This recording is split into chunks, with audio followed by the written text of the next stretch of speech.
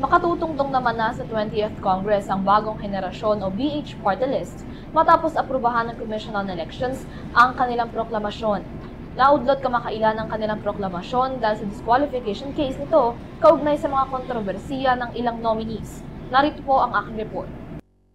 Isang buwan makalipas ang 2025 national and local elections, opisyal na ngayong naiproklama ang bagong henerasyon o BH Party List bilang nanalong partido sa nakalipas na halalan.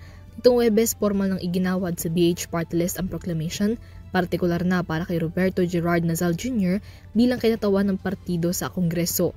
Sa nakalipas na halalan, isa ang BH Party List sa mga nanalong partido matapos makakuha ng 319,803 na boto.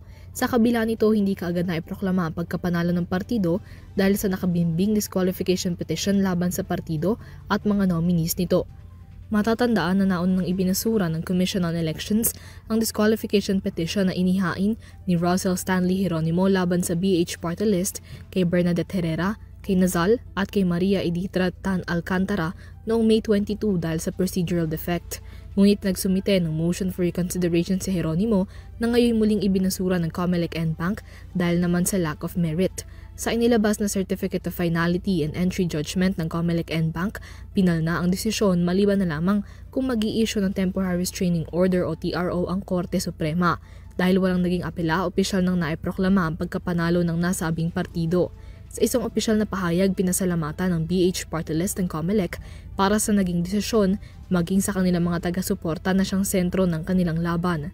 Para sa EuroTV News, Yela Yagin sumasaludo sa bawat Pilipino.